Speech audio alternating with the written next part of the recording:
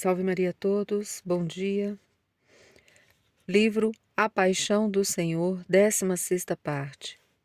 Pilatos reconheceu a injustiça e que o seu poder era outorgado. Teria que prestar contas ao imperador romano, aos deuses ou a esse poder de cima a que Jesus se referia.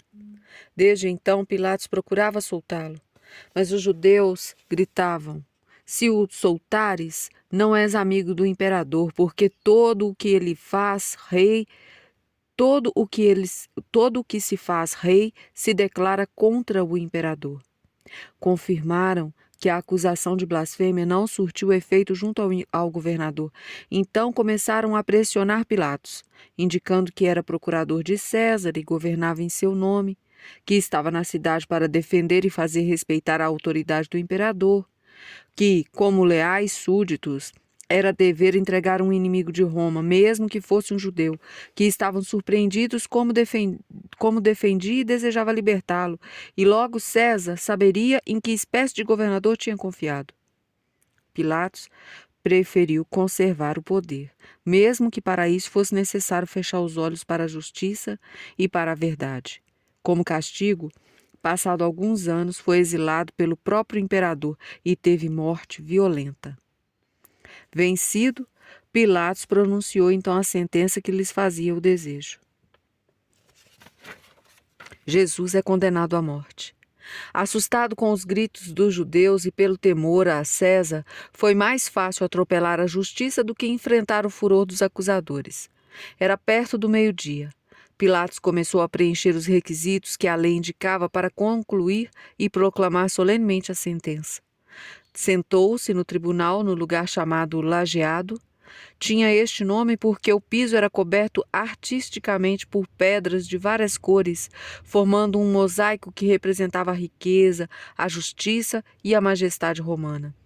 Era alto e elevado.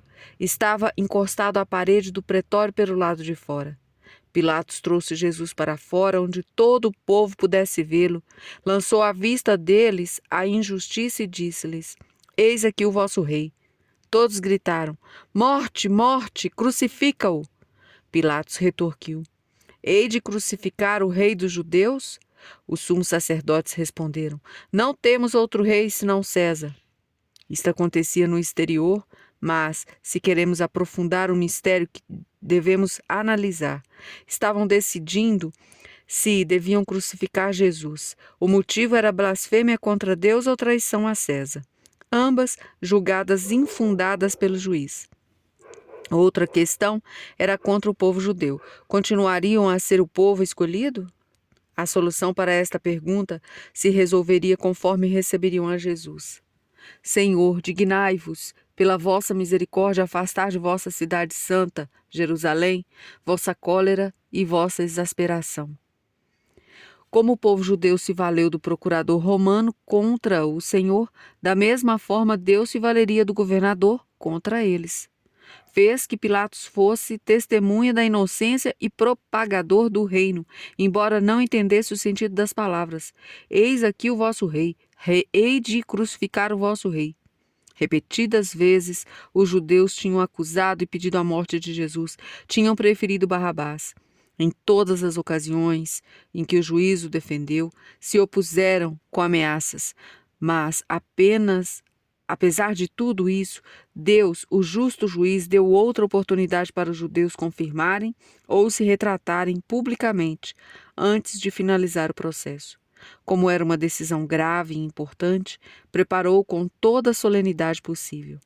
Estavam presentes, junto de Jesus, todo o povo judeu e seus líderes.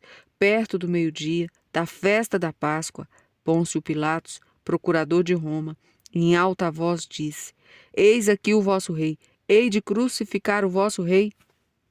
Os judeus entenderam bem todo o sentido da frase.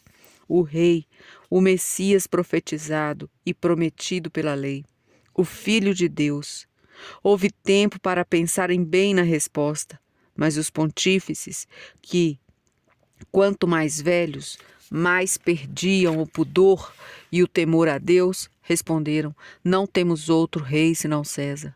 Os sábios deviam perceber que faltava um rei natural e, segundo as Escrituras, tinha chegado o tempo messiânico.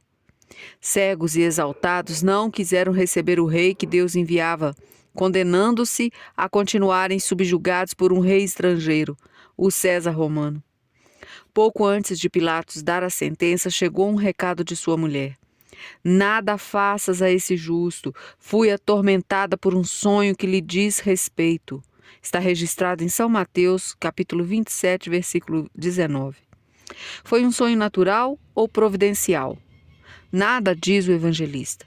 Os santos padres opinam que a visão foi para ajudar a boa vontade do juiz. Talvez tivesse visto o trágico fim do marido, a destruição de Israel ou revelação de que Jesus era filho de Deus.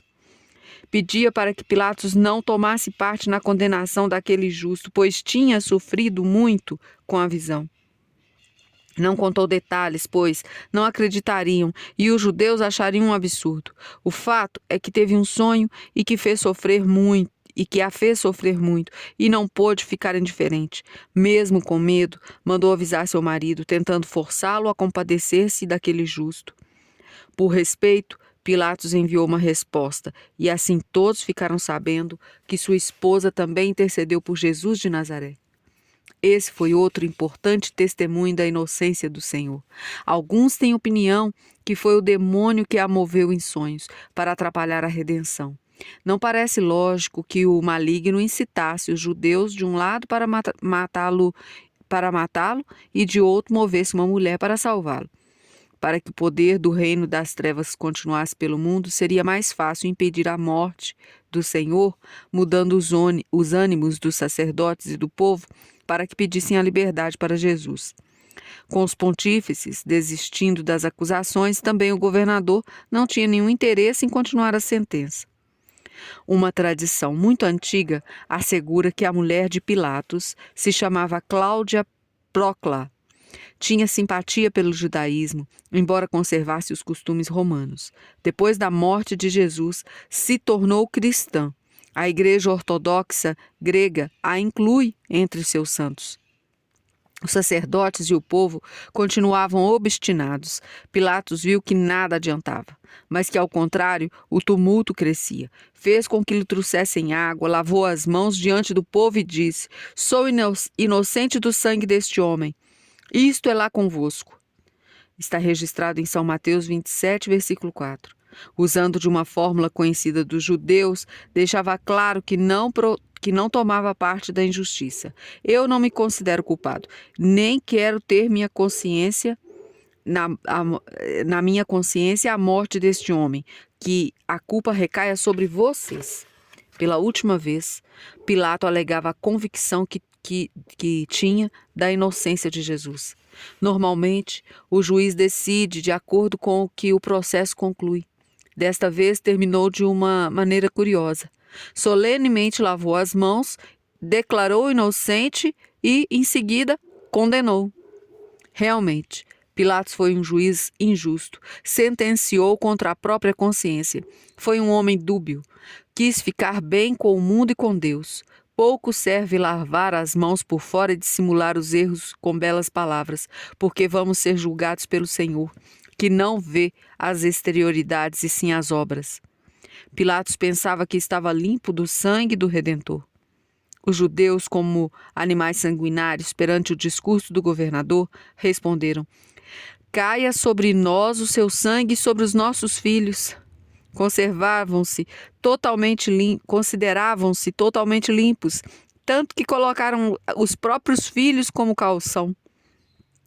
Depois de tanta insistência, Pilatos consentiu e declarou pública e solenemente a sentença de morte. O povo todo ficou satisfeito. A sentença também foi contra os judeus, pois pediram que caísse sobre eles aquele sangue. Passado alguns anos, o templo e a cidade foram destruídos por ordem do imperador. Tito, no ano 70, depois de 5 meses de combate, deixou Jerusalém em ruínas, o templo destruído e mulheres e milhares de cadáveres espalhados pelas ruas. E o espinheiro respondeu: Se realmente me quereis escolher para reinar sobre vós, vinde e abrigai-vos debaixo de minha sombra. Mas, se não o quereis, saia fogo do espinheiro e devore os cedros do Líbano. Está registrado em Juízes, capítulo 9, versículo 15. O povo escolhido preferiu outro rei e foram abrasados. Escolheram o imperador romano, que como um rio enfurecido inundou e destruiu sua cidade. Porque este povo rejeitou as águas tranquilas de Siloé, ficaram sem pátria por toda a terra, humilhados, vencidos, submetidos a um rei estrangeiro. Pronunciada a sentença, Pilatos ordenou que Jesus fosse conduzido pelas ruas até o local da execução. Toda a cidade rapidamente tomou conhecimento do ocorrido. As ruas ficaram amontoadas de pessoas que desejavam ver passar Jesus Nazareno, a quem tinham visto fazer inúmeros milagres e veneravam como profeta. A cidade ficou tumultuada, as opiniões se dividiam.